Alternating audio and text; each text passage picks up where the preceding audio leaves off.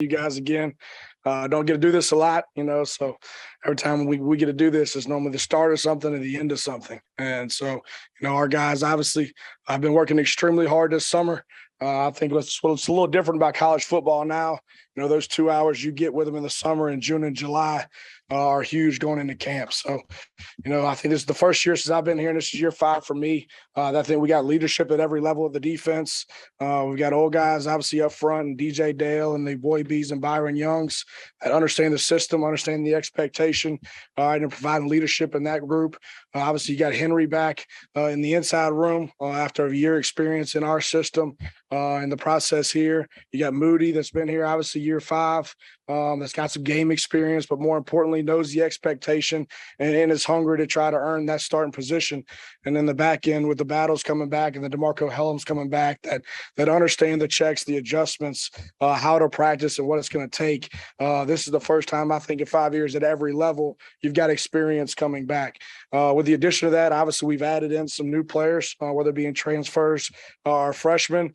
It's going to be our responsibility to get those guys, bring them along. I think they understand after the summer what it takes to compete here. And obviously from a defensive standpoint, the terminology and what it's going to take, to not make mental errors on Saturdays, which is most important. So I like where we're at. I think the leadership is where it needs to be. We got to continue to develop the bottom of the roster with these young guys.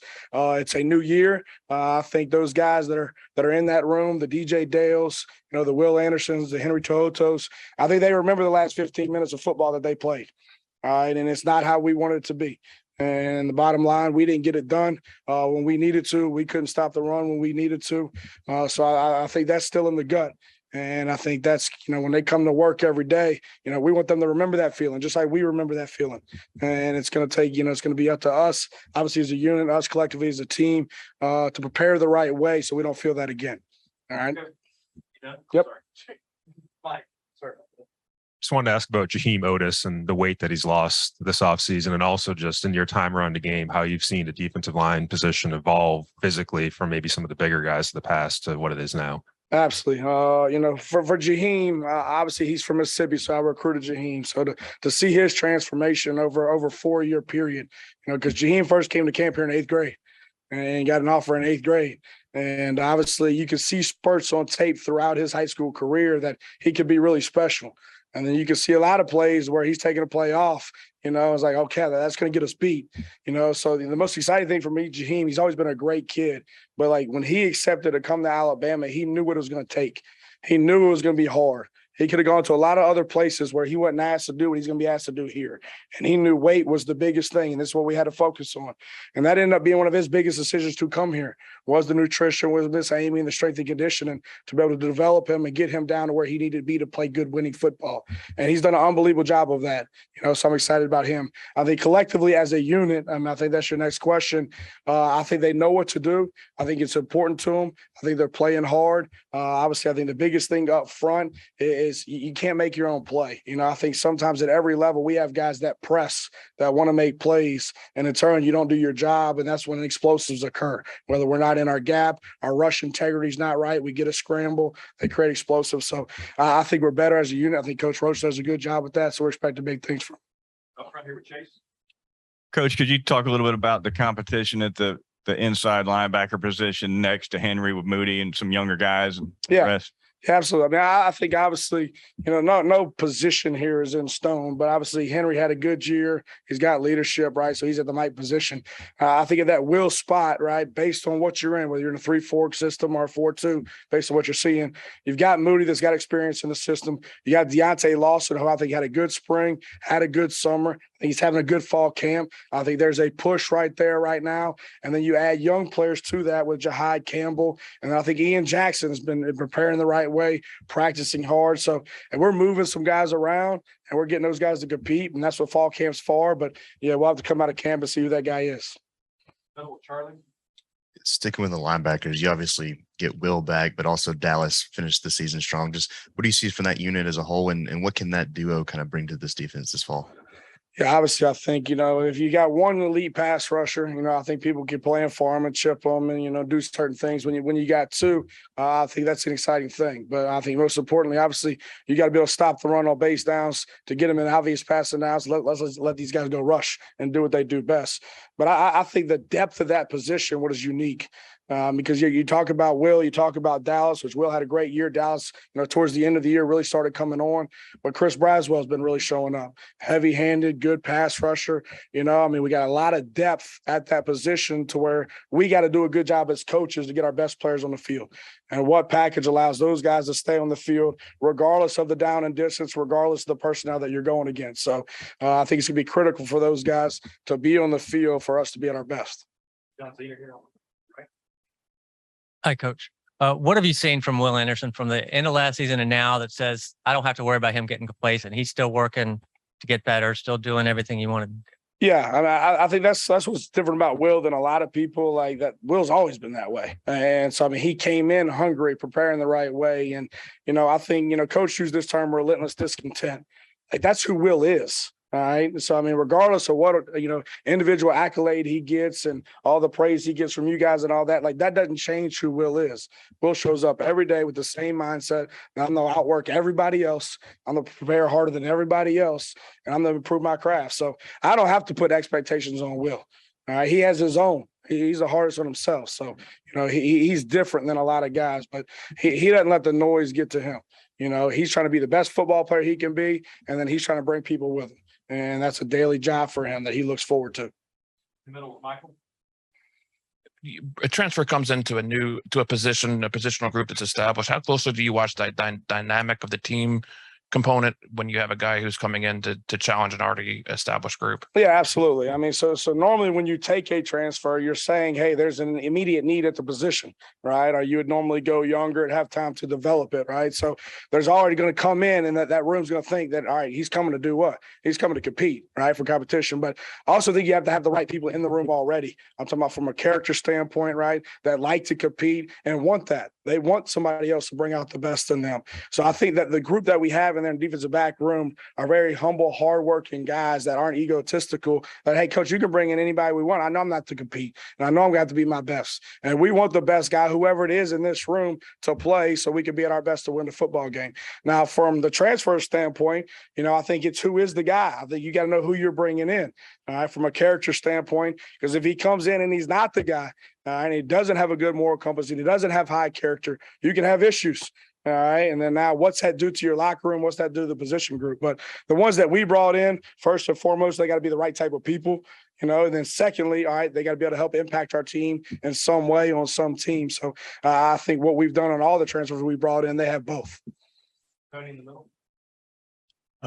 Here, Coach. Yes, sir. There's been a lot said about the pressure you guys are able to generate on the edge, but in terms of interior pressure, maybe especially on the defensive line, who are some of those guys that you could see kind of filling the role that you've had with, Fedarian Mathis, Quentin Williams, those kind of guys? Yeah, I think obviously it's early. We just put pads on yesterday, but I think between Burrows, Jamil Burrows, I think he's got some twitch in there. Byron, obviously. We leave DJ in there. DJ's been an every down player for us right now, knows what to do, gives great effort. Believe it or not, Jaheim has got a lot more wiggle than y'all are going to think he's got. All right. So, he's a guy internally that if you leave one guy on him, good luck. But, we'll package that. Jamarian Latham showed up. We've got a lot of guys that would normally be 5 techniques in a 4-2 system that when you get to third down, you bump them inside to the 3 techniques, and this goes get those guys one-on-one. But, the thing that we've got to do is it doesn't matter. On third down, if you're going to rush 4 guys, who are your 4 best pass rushers? I don't give a shit if you call them outside linebacker, D-line, or inside linebackers. Let's get them 4 guys to rush and put them where we need to put them. And that's what we're going to have to do. Coach, you talk about having leadership at every level and then also having younger guys you need to bring along. How much does it help having leaders on the team that can help you do that where it's not just all on the coaching staff? No, I think it's huge. If you got every great team that I've been around is player run. I think obviously in anything that we do, hey, here's the expectation, here's the standard. But if the people under you aren't upholding that and pushing other people around them to it, you're not going to get what you want. And so I think it's huge that it's spread on both sides of the ball. I think a lot of times you see certain teams where it's loaded on one side. I'm not saying from a talent standpoint, I'm saying from a leadership standpoint, and one side slips. So I think it's a unique team to where we've got leadership in the right spots on both sides of the ball that is important to them, and they do it the right way, but they bring people with them. So, yeah, it's got to come inside out, not always top down. Right here. Coach, you had an offseason incident in February. What have you taken away from that, and how have you moved forward from that? Yeah, absolutely. I think anytime you're in a leadership role in anything that you do, you've got a responsibility. So I think it's, every day we talk to our kids about making good decisions, right? And that there's consequences for making bad decisions. And I made a very poor decision that affected a lot of other people than just myself. All right. And it was selfish. And I know it opened up a lot of emotions for a lot of people because people can be affected by making that decision. And I was wrong. And I got to suffer the consequences for it. And I've done a lot of things in my life, obviously, to adjust what I did, right, to become a better person for it, whether it be a father, a husband, and a coach. And I think the biggest thing for me, obviously, is like I told the team, I met with them that next day. It's like, look, man, I can tell you anything I want. I got to show you. Right. And so to provide that leadership and get the trust back from the team and made a mistake and learn from it and move on. Stay over there with Terry. Hey, Coach, tell us how things are going at the cornerback competition on both sides, both corners. Yeah, obviously, from a game experience standpoint, Kyrie comes back with game experience from last year. Kool-Aid had game experience from last year. You bring in a guy that had SEC game experience in Eli Ricks. But then we've got some younger guys that have been here at least a year. And I think Terry and Arnold is really flashing. And I think every day those guys got to come in and compete. So that's what this camp is about. We're going to get through this camp and we're going to find the best two corners. And ain't who's listed at right corner, who's listed at left corner. We're moving that around daily. We're giving them all an opportunity to compete against the best guys and see who can cover versus our ones. But I think every day, that is a battle that we're moving around to see who comes out on top. But I think there's 5 guys right now that are pushing to who's the best two and find a way to rotate the others. Middle here.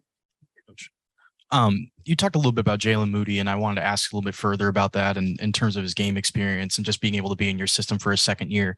Have you seen anything, in the time, in fall camp and in the spring that has really jumped out at you? Is there anything that he's done that's really improved? I think the biggest thing with Jalen, and he knows this, we talk about is consistency. So there have always been flashes that you'll be able to see, hey, there it is, right? But then come back in the next day and the inability to be able to stack it, right? And then the next day it's like, no, that's not it. Like that's going to get us beat, whether it's on the field or whether it's off the field. And so I think consistency in the decision-making process and then the proper preparation, right? And then once he's out there, hey, let my rules apply and play fast. And I think we've seen more of that, but we got to get the pads on, put them in a live environment. We start getting these scrimmages and really evaluate it and make sure we got the best guy at that spot. 2 more. We'll start with Ryan. Hey, Coach, I know you're not able to talk about specific recruiting in the current climate, but you're known as a very effective recruiter. What is your approach in that living room and be able to convince a kid to come to Alabama? Hey, I work for the greatest coach of all time at the University of Alabama. What the hell's wrong with you? No. So, obviously, I think recruiting has changed a little bit over the years. I think used to, when I was Division II and 1AA, it was about, hey, who had the best relationship? Who was willing to outwork everybody else? All right. Who's the guy that's going to help them make a decision or female that's going to help them make the decision? Right. And why can we do it better than anybody else? All right. Well, it's still like that to some degree for some guys, but for most, let's be honest, it's not. Right. Does that make sense? So then at that point, now all they want to know is, hey, what is it in it for me? Right. So, hey, you get to learn under the leadership of the best coach to ever do it. Here's the strength and condition aspect of how we can make you better. So now to me, you're using more of, all right, what do I have? Right, to enhance, obviously, their experience as a student athlete for them to get what they want. And that's the NFL. And in the process, how can you use University of Alabama's brand, Nick Saban, to market your name, image, and likeness to allow you to make more money while you're enrolled as a student athlete? And I think the University of Alabama, more importantly, I think Nick Saban allows young people to be able to do that better here than anywhere else. And I think so if you got a good product and anything that you do, normally that's easier to sell. Now you still got to develop a relationship. You still got to identify it right and give them what they need. So that's a piece of it. But to me, I'm who I am, regardless who it is. And, they're either like that, they don't. It's my responsibility to provide the information for them. Hopefully we have better stuff than everybody else and they make the best decision for them. So I think it kind of does it for itself. Finish in the back.